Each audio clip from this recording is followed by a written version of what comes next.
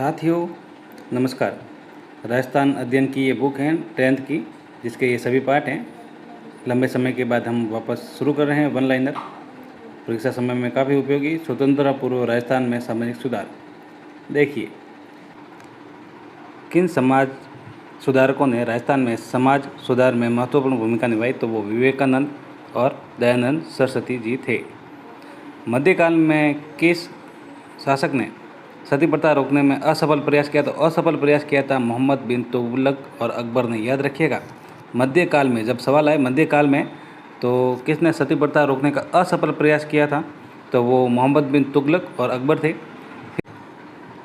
आगे देखिए, राजा राम मोहन राय के प्रयास से 1829 में किसने सती प्रथा रोकने का प्रयास किया, तो लॉर्ड विलियम बेंटिंक ने किया था। ये इम्पोर्टेंट सवाल है, परीक्षा में आने लायक है, याद रखिएगा।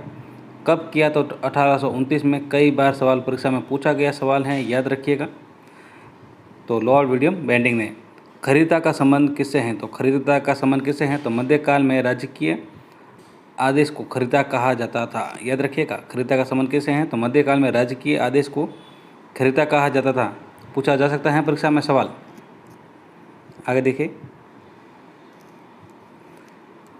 1839 में किसकी अध्यक्षता में सती प्रथा निषेध के लिए मंथन समिति का गठन किया गया, तो वो पॉलिटिकल एजेंट जयपुर की अध्यक्षता में। याद रखिएगा, 1839 में मंथन समिति का गठन किया गया था।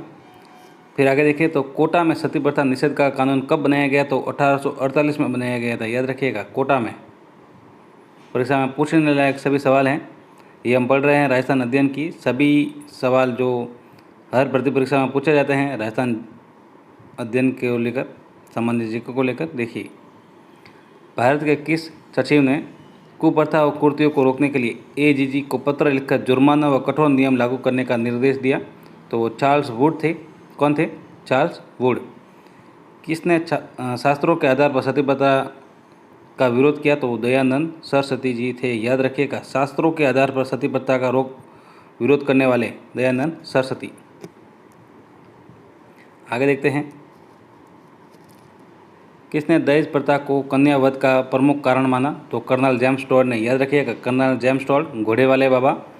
इनके बारे में क्या ही बात की जाए, सभी को पता ही है। कन्या वध को रोकने के लिए किस रियासत ने सर्वप्रथम प्रयास किया था, वो मेवाड़ रियासत ने किया था। याद रखिएगा, कन्या वध का रोकने के लिए सर्वप्रथम मेवाड़ रियासत ने प्रयास किया था। याद रखिएगा, इंपॉर्टेंट सवाल है, परीक्षा में पूछने लायक सवाल है। आगे देखिए, तो 1839 में किस रियासत ने कोड ऑफ रूल्स बनाए, तो जोधपुर रियासत ने। कोड ऑफ रूल्स 1839 में बने थे, जोधपुर रियासत ने बनाए थे। याद रखिएगा, कोड ऑफ रूल्स का संबंध किससे है, तो कोड ऑफ रूल्स का संबंध कन्या वध से है। इंपॉर्टेंट सवाल परीक्षा में पूछा जा सकता है आगामी परीक्षाओं में, याद रखिएगा। आप स्क्रीनशॉट ले सकते हैं। ये कोड ऑफ रूल्स का संबंध किससे हैं, तो कन्या वध से हैं। और किस रियासत ने ये बनाए थे, तो जोधपुर रियासत ने बनाए थे 1839 में। जयपुर के महाराजा ने कब कन्या वध को अनुचित घोषित किया, तो 1844 को। याद रखिएगा, परीक्षा में पूछने लायक सवाल है सभी। आगे देखते हैं, 1844 में जयपुर के महाराजा कौन थे, तो राम सिंह द्वितीय थे। याद रखिएगा, राम सिंह द्वितीय। किस रियासत ने कन्या वध को रोकने के लिए कानून नहीं बनाया, लेकिन महाराजा ने सामंतों को शपथ दिलाई कि वह अपने यहाँ कन्या वध नहीं होने देंगे, तो बीकानेर में 1839 में। याद रखिएगा, अच्छा सवाल बन सकता है, याद रखिएगा। तो ये कन्या वध पर कानून तो नहीं बनाया था, लेकिन सभी सामंतों को शपथ दिलाई कि वहाँ पर कन्या वध नहीं होने देंगे, तो बीकानेर में 1839 की बात है ये। अनमेल विवाह का मुख्य कारण क्या है, तो आर्थिक परेशानियाँ। बाल विवाह और अनमेल विवाह को रोकने के लिए किसने आवाज़ उठाई, तो दयानंद सरस्वती जी ने। आगे देखते हैं, 10 दिसंबर 1930 को किस रियासत ने बाल विवाह अनमेल विवाह निषेध कानून बनाया, तो अलवर रियासत ने। याद रखिएगा, कब, तो 10 दिसंबर 1930 बाल विवाह अनमेल विवाह को निषेध कानून बनाया, तो अलवर रियासत ने। दास कितने प्रकार के होते हैं, तो ये 4 प्रकार के होते हैं दास। प्रथम, युद्ध में बंदी बनाए गए स्त्री पुरुष। द्वितीय, विवाह में दहेज के अवसर पर दिए गए स्त्री पुरुष। और तीसरे है स्थानीय सेवक सेविकाएं। और चौथा है वंशानुगत सेवक और सेविका जो राजा की अवैध संतान होते थे। ये आपका इम्पोर्टेंट सवाल, कई बार परीक्षा में पूछा लग गया सवाल है ये। डाकन प्रथा पर प्रतिबंध कब लगाया गया? तो 1853 में लगाया गया। याद रखिएगा, नहीं याद हो तो भी याद कर दीजिएगा। डाकन प्रथा पर प्रतिबंध कब लगाया? तो 1853 में। मेवाड़ में किसने डाकन प्रथा पर रोक लगाई? तो मेवाड़ रेजिडेंट कर्नल ईडन के परामर्श पर मेवाड़ महाराणा जवान सिंह ने। याद रखिएगा, इम्पोर्टेंट सवाल, सबसे इम्पोर्टेंट है ये। तो मेवाड़ में किसने डाकन प्रथा पर रोक लगाई? तो मेवाड़ रेजिडेंट कर्नल ईडन के परामर्श पर। किसके परामर्श? तो कर्नल ईडन के। मेवाड़ महाराणा जवान सिंह ने। आगे पढ़े तो किस कवि ने 2 जुलाई 1877 में उदयपुर में स्थापित देश हितैषणी सभा का उल्लेख किया? तो कवि श्यामल दास ने वीर विनोद में किया। सीधा पूछा जाता है कई बार, वीर विनोद किसने लिखी? तो कवि श्यामल दास ने लिखी। इसमें देश हितैषणी सभा का उल्लेख है, याद रखिएगा। फिर देखिए, राजस्थान का कौन सा कवि देश हितैषणी सभा का सदस्य रहा? तो कवि श्यामल दास। परीक्षा में पूछने लायक सवाल, इम्पोर्टेंट सवाल है, याद रखिएगा, अच्छा सवाल है। आगे देखते हैं, देश हितैषणी सभा का मुख्य उद्देश्य क्या था? तो विवाह संबंधी कठिनाइयों का समाधान करना। देश हितैषणी सभा में विवाह संबंधी कार्यों में कौन कौन से प्रतिबंध लगाए? तो प्रथम, विवाह खर्च सीमित करना। दूसरा है बहु विवाह निषेध नियम बनाए। आगे बात करें, वोटरीकृत राजपूत हितकारिणी सभा की स्थापना कब की गई? तो 10 मार्च 1888 में की गई, वोटरीकृत राजपूत हितकारिणी सभा।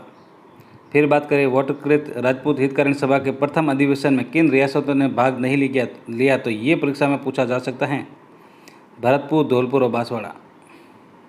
इन रियासतों ने भाग नहीं लिया इसमें। आगे देखते हैं,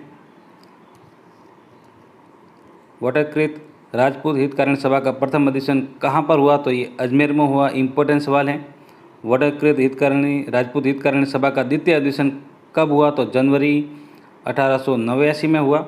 वोटरीकृत राजपूत हितकारिणी सभा के द्वितीय अधिवेशन में कितनी रियासतों ने भाग लिया? तो 20 पूछा जा सकता है।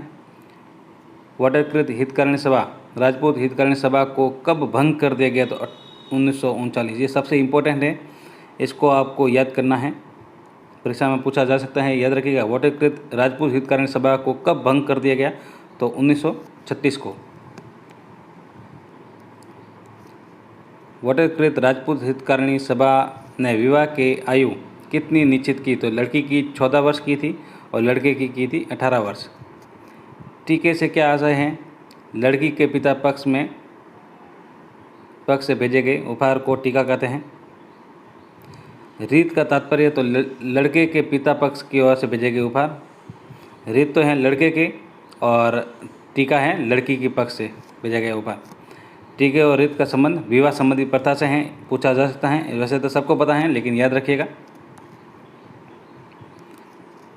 टीके और रीत विवाह संबंधी प्रथा पर रोक किसने लगाई? तो वोटरीकृत राजपूत हितकारिणी सभा ने लगाई, याद रखिएगा। परोपकारिणी सभा की स्थापना किसने की? तो 1883 में दयानंद सरस्वती जी ने उदयपुर में की थी, याद रखिएगा। सबसे इम्पोर्टेंट सवाल, कई बार परीक्षा में पूछा गया, हर भर्ती परीक्षा में लगभग ये सवाल आता ही आता है, रिपीटेड सवाल हैं। तो परोपकारिणी सभा की स्थापना किसने की? तो दयानंद सरस्वती जी ने की। कब की? तो 1883 में की। और कहाँ पर की? तो उदयपुर में की, याद रखिएगा। फिर आगे देखें तो दयानंद सरस्वती का दूसरी बार 1881 में राजस्थान के भरतपुर में आगमन हुआ। कहाँ पर आगमन हुआ? भरतपुर में दूसरी बार। महाराणा सज्जन सिंह के अनुरोध पर दयानंद सरस्वती उदयपुर पहुँचे। उन्होंने आर्य समाज का प्रचार किया और दयानंद सरस्वती के नेतृत्व में उदयपुर में 1883 में एक परोपकारिणी सभा की स्थापना की गई। बाद में विष्णुलाल पांड्या ने मेवाड़ में आर्य समाज की स्थापना की, याद रखिएगा। दयानंद सरस्वती जी के बाद विष्णुलाल पांड्या ने। आगे देखें तो आर्य समाज की स्थापना किसने की? तो आर्य समाज की दयानंद सरस्वती ने की 1875 में बम्बई में मथुरा के स्वामी बिरजानंद की प्रेरणा से की थी। आगे देखिए, ब्रिटिश संरक्षण समिति ने सती प्रथा उन्मूलन हेतु विधेयक किस वर्ष पारित किया? तो 1844 को पारित किया। अनमेल विवाह और बाल विवाह निषेध अधिनियम सबसे पहले अलवर रियासत में किस वर्ष बनाया गया? तो 10 दिसंबर 1903 को बनाया गया। देश हितैषणी सभा की स्थापना किस रियासत में हुई? तो ये उदयपुर रियासत में हुई। और कब हुई? तो 2 जुलाई 1877 में हुई। राजस्थान के रेतीले क्षेत्र में वर्षा जल को संग्रहित करने के लिए परंपरागत प्रणाली क्या है? तो ये टांका है। रेतीले क्षेत्र में, याद रखिएगा कहाँ पर, रेतीले क्षेत्र में वर्षा जल को संग्रहित करने के लिए परंपरागत जो प्रणाली है वो टांका है। फिर बात करें तो टांका को किस नाम से जाना जाता है? तो कुंड भी कहा जाता है। खड़ीन का सर्वप्रथम प्रचलन कहाँ पर हुआ तो और किसने किया? तो जैसलमेर के पालीवाल ब्राह्मणों ने 15वीं शताब्दी में किया। याद रखिएगा, परीक्षा में पूछा जाता है कई बार। आगे देखिए तो जो अपने से ऊंचे तालाबों और झीलों से पानी के रिसाव को प्राप्त करते हैं क्या कहलाते हैं? तो झालरा कहलाता है। राजस्थान का प्रसिद्ध झालरा कहाँ पर स्थित है? तो ये जोधपुर के महामंदिर में 1660 में निर्मित हुआ।